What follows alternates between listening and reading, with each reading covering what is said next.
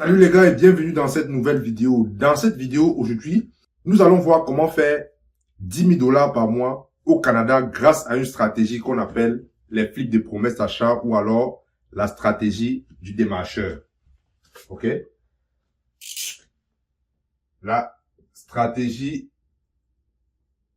du démarcheur ou ce qu'on appelle les flips de promesses d'achat.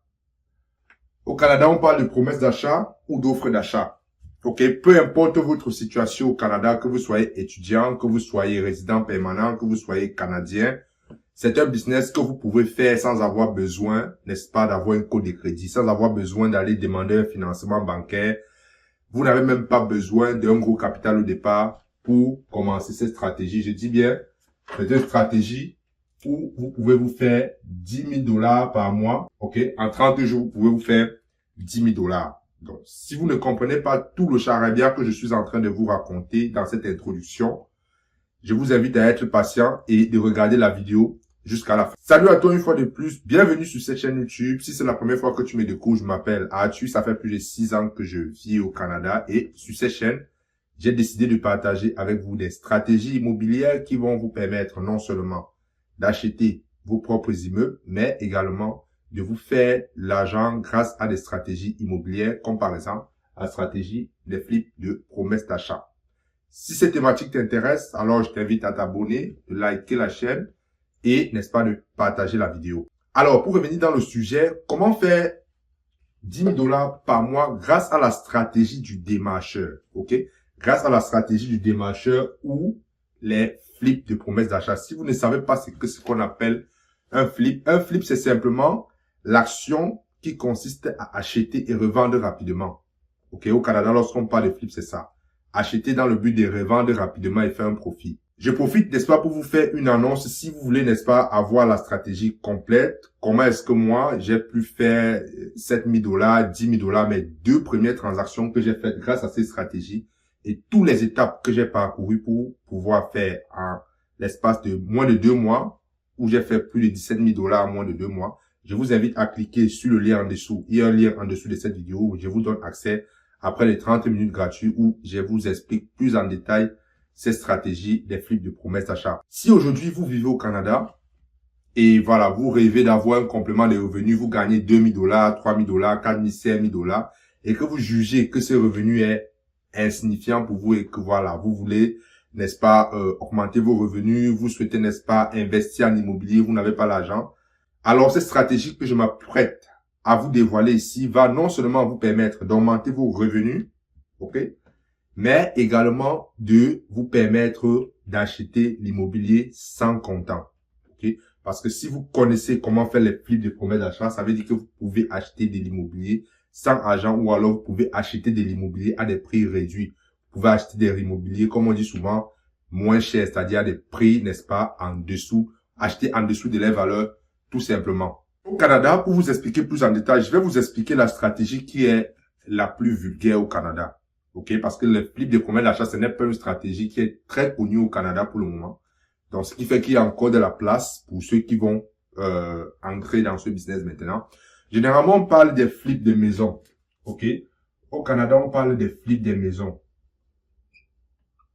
Alors, comme je vous l'ai dit, un flip consiste simplement à acheter une maison dans le but de la rénover et la revendre rapidement. Alors, le processus de flip des maisons, à quoi consiste le processus des flips des maisons? Le processus de flip des maisons consiste dans un premier temps à trouver une propriété délabrée, c'est-à-dire une propriété qui a besoin de rénovation. Au Québec, on parle d'une propriété qui a besoin d'amour.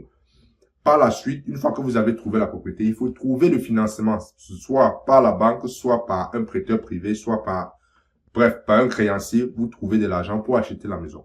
Une fois que vous avez acheté la maison, il vous faut maintenant trouver de l'argent, trouver des techniciens qui vont rénover la maison. Une fois que la maison est rénovée, vous allez, n'est-ce pas, confier la maison à un courtier ou un agent d'immeuble, un courtier immobilier qui va s'occuper de la vente.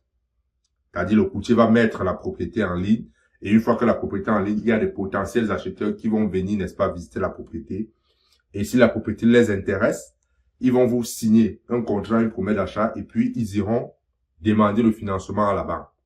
Une fois que le financement sera accordé à la banque, à l'acheteur qui veut acheter votre maison, en ce moment, vous allez, n'est-ce pas, passer chez le notaire et faire la transaction. Vous allez percevoir votre argent et, n'est-ce pas, tirer profit. C'est un processus, les flips des maisons, c'est un processus qui prend parfois entre 3 à 6 mois. OK? Les investisseurs que j'ai rencontrés qui font des flips font entre 3 et 6 mois, ils font un flip. OK? Donc, par contre, la stratégie du démarcheur ou la stratégie des flips de promesse d'achat, vous n'avez pas à vous tracasser avec toutes ces étapes. Lorsque vous faites les flips de promesse d'achat, lorsque vous faites ces flips de promesse d'achat, premièrement, vous trouvez la maison. Vous trouvez une maison délabrée, une maison qui a besoin d'amour, une maison qui a besoin de rénovation. OK? Et par la suite, ce que vous faites, vous trouvez un acheteur. Vous trouvez un acheteur, c'est-à-dire vous trouvez la maison délabrée et ensuite vous trouvez un acheteur. OK? Une fois que vous avez trouvé votre acheteur, OK, vous lui cédez, vous lui vendez le contrat que vous avez. Et c'est à l'acheteur à aller trouver le financement pour acheter la propriété. C'est à l'acheteur d'aller, n'est-ce pas, trouver l'argent pour faire les rénovations, trouver les techniciens et toutes les étapes que je vous ai expliquées précédemment. Ça veut dire l'acheteur, lui, il fait les flips de maison. Or, vous faites les flips de promesse d'achat. En passant, une promesse d'achat, c'est simplement un contrat qui lie un acheteur et un vendeur. C'est-à-dire, je peux venir vous voir, je dis, je vais acheter votre maison et je rédige un document dans lequel je mets toutes les conditions, le prix et les conditions pour lesquelles je suis prêt à acheter votre maison. Ce document-là qu'on appelle promesse d'achat, on parle d'offre d'achat, on parle de contrat d'achat. OK? Donc, lorsque vous faites les flips de promesse d'achat, vous signez la promesse d'achat et c'est la promesse d'achat que vous vendez à un acheteur. Et l'acheteur va, n'est-ce pas, faire toutes les étapes de flip des maisons. Donc, vous voyez que avec la stratégie des promesses d'achat, c'est moins risqué pour vous. C'est-à-dire, vous n'avez pas à faire les travaux, vous n'avez pas, par exemple, à démolir un mur, vous trouvez que le mur, il y a des imprévus, des choses comme ça. Vous n'avez pas à franchir toutes ces étapes. Donc, avec les flips des promesses d'achat, comme je disais, c'est moins risqué et vous pouvez, n'est-ce pas, en un mois, faire 2, 3, 4, 5 transactions. Vous pouvez vendre 5 promesses d'achat en l'espace d'un mois, dépendamment des efforts que vous êtes prêt à mettre, dépendamment de la structure que vous allez mettre en place pour pouvoir trouver rapidement des propriétés, trouver des acheteurs et flipper rapidement. Donc, ça, c'est un processus, on dit qu'il est scalable, vous pouvez scaler ça et vous pouvez même déléguer avec les flips. Or, flipper une maison, c'est pas pareil. Donc, ça, c'est une stratégie simple que vous pouvez mettre en place. Vous n'avez pas besoin de trop de connaissances. La seule chose que vous pouvez faire lorsque vous faites les flips de promesses d'achat, vous devez avoir des connaissances en immobilier. Pas les connaissances, vous devez avoir des connaissances du processus, comment ça marche. Et vous devez, n'est-ce pas, développer les compétences pour trouver, n'est-ce pas, les maisons délabrées et les acheteurs qui vont acheter. C'est tout ce que vous avez besoin de savoir pour faire ce business. Comme je l'ai dit, que vous soyez résident permanent, que vous soyez résident temporaire, que vous soyez étudiant, c'est un business que vous pouvez faire avec, n'est-ce pas, un capital, disons, un petit capital. Un exemple, quand j'ai commencé ça avec 400 $. OK? Mais bien évidemment, je suis allé prendre quelqu'un qui m'a montré qui fait ça. J'ai payé des milliers de dollars pour apprendre le processus. Ça, c'est important. C'est incontournable. Si vous n'êtes pas capable de trouver l'argent pour aller chercher les connaissances qu'il faut pour faire ce business, ne vous lancez pas.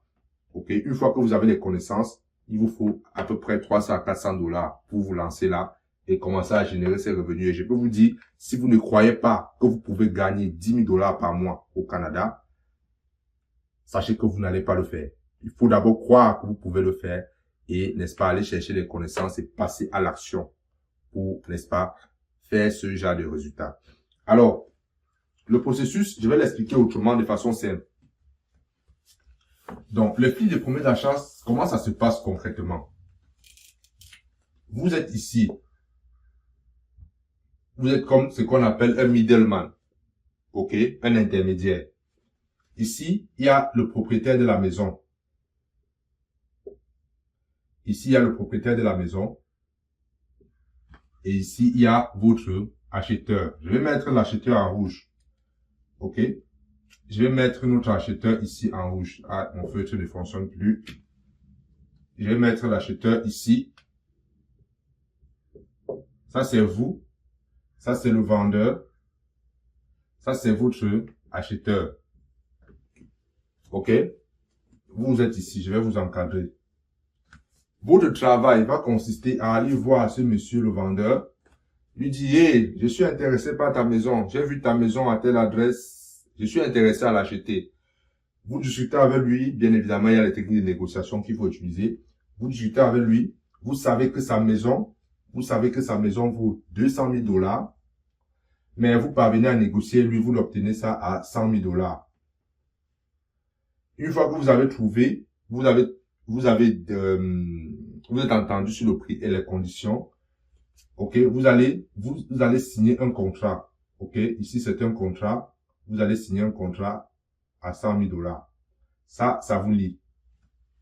D'accord? Donc, maintenant, une fois que vous avez le contrat, d'accord, vous connaissez que la maison vaut 200 000 $. Vous allez vendre ce document, ce bout de papier. Vous allez vendre ce bout de papier à ce monsieur. Vous allez vendre ça ici, dépendamment. Quand je dis 10 000 $, c'est vraiment la moyenne, hein, parce que vous pouvez faire plus que ça. Moi, j'ai fait des transactions à 25 000 $, 30 000 $. Quand je dis 10 000 $, c'est vraiment la moyenne, parce qu'il y a aussi des transactions que j'ai fait à 7 000 $. D'accord? Donc, vous vendez ce contrat ici à ce monsieur. Le même contrat ici, vous pouvez vendre ça, par exemple, à 120 000 $. OK. Vous lui vendez ça. Qu'est-ce qui se passe? Lorsque vous vendez, lui, il va aller chercher son financement. Il va aller chercher le financement de 120 000 $. Et une fois chez le notaire va prendre 100 000 $, envoyer chez le vendeur, et le notaire va prendre les 20 000 $ et vous envoyez ça dans votre compte bancaire. Ici, c'est chez le notaire. OK? Voilà comment ça se passe. Vous allez rencontrer un vendeur, vous signez une promesse d'achat, comme quoi vous voulez acheter sa maison à 100 000 $. Vous prenez ce contrat-là, vous revendez ça à 100 000 $, le bout de papier. Vous revendez ça à 120 000 $ à quelqu'un qui va acheter, faire des rénovations et revendre à 200 000 $. Vous la vendez ça à 120 000 $. Maintenant, cette personne-là va, n'est-ce pas, aller chercher son financement à la banque ou n'importe où. Il va chercher un financement de 120 000 $. Comme les transactions se passent chez un notaire, il va envoyer l'argent chez le notaire et le notaire va prendre les 120 000, donner 100 000 au propriétaire et vous envoyer 200 000 avec ce qu'on appelle, entre vous deux ici, vous avez ce qu'on appelle un contrat de cession. Il y a un autre document qu'on appelle un contrat de cession que vous allez signer. OK? Comme je l'ai dit, j'ai fait une formation gratuite de près de 30 minutes où je vous explique ça en détail et je vous montre mes 2 premières transactions que j'ai faites. Il y a le lien en dessous de la vidéo, cliquez, je vous offre ça gratuitement. Donc, vous voyez que ça, c'est un business simple. Le processus est simple. Le processus n'est pas risqué et le processus est scalable. Scalable, ça veut dire quoi? Vous pouvez contacter, n'est-ce pas, des propriétaires comme lui, comme ça, par mois. Vous pouvez, n'est-ce pas, contacter plusieurs par mois. Vous pouvez vendre vous-même acheteur, vous pouvez avoir plusieurs acheteurs. OK? À l'heure où je vous parle, ce mois, nous sommes en février 2025. Ce mois, je suis en train de vouloir faire 3 transactions qui sont déjà signées. OK? Je vous ferai une autre vidéo pour vous expliquer combien j'ai gagné, quels ont été les défis, quelles ont été les difficultés. Mais à l'heure où je parle, là, j'ai fait 3 contrats. Je suis sur 3 contrats actuellement. OK? Pour terminer dans cette vidéo, je vais vous donner un conseil. Et c'est un conseil que vous devez garder en tête. S'il y a quelque chose que vous devez retenir dans cette vidéo sur les flips, c'est que vous avez 2 compétences que vous devez avoir. La compétence de trouver des propriétés et la compétence de trouver des acheteurs. Il y a d'autres compétences intermédiaires. Mais ce sont les 2 principales compétences que vous devez développer. Je vous invite, n'est-ce pas, à développer ces compétences pour être capable de négocier des deals. Parce que moi, aujourd'hui, les propriétés que j'ai achetées de cette façon. J'ai trouvé la propriété, au lieu de la vendre, vu que j'ai accumulé beaucoup de capital, je les ai achetées pour moi-même. OK? Je les ai achetés pour moi, même dans mes réseaux, j'ai trouvé des gens pour faire des rénovations. Ok. Donc, ça va non seulement vous permettre de gagner de l'argent, ça va vous permettre d'économiser l'argent, par exemple, pour votre mise de fonds, si vous voulez acheter. Et je vais aller plus loin en vous disant que si vous avez la compétence de trouver des deals comme ceci, il y a des gens qui seront prêts à mettre l'argent avec vous pour l'acheter. C'est parce que si vous parvenez à trouver ce genre de propriété et vous dites à quelqu'un, hey, j'ai trouvé une propriété qui vaut 200 000, je l'ai à 100 000. Je l'ai eu à 100 000, mais ça vaut 200 000. Est-ce que tu es prêt à mettre la mise de fonds, disons 20 000 $, pour qu'on achète ça ensemble, et puis on fait 50-50%. Si on va mettre 20 000 $, vous avez trouvé la propriété, vous n'allez mettre zéro. La seule compétence, c'est que vous avez trouvé la maison. Ok? Moi, c'est comme ça que j'ai acheté ma première propriété. Je n'ai rien mis. La personne va mettre 20 000. Ça va faire 120 000. Ok? Pour une propriété de 200 000 $. Ok? Ça veut dire que la personne est gagnante. Si on split en deux, ça va faire 100 000. La personne vient, n'est-ce pas, de faire 100 000 en mettant 20 000. Et vous, de votre côté, vous avez mis 0 $. Donc, c'est ça l'avantage. Lorsque vous démarrez en immobilier, je vous conseille d'apprendre ces compétences. C'est une compétence qui vaut de l'or. Que vous venez d'arriver au Canada et que vous êtes là depuis, bref, je vous conseille vivement d'apprendre ces compétences-là. On peut l'appliquer sur des maisons, des duplex, même sur des terrains. Ça se fait. Je partagerai ça dans une autre vidéo. Dans l'autre vidéo, je vais vous montrer comment trouver des propriétaires qui veulent vendre, comment trouver, n'est-ce pas, des acheteurs également. Je vais partager ça dans une autre vidéo. Pour le moment, je vais vous remercier d'avoir regardé cette vidéo. Si vous voulez avoir plus de détails sur le processus, il y a une vidéo gratuite de 30 minutes en dessous de cette vidéo. Je vous dis au revoir, on se voit dans une autre vidéo. C'était Arthur. Ciao.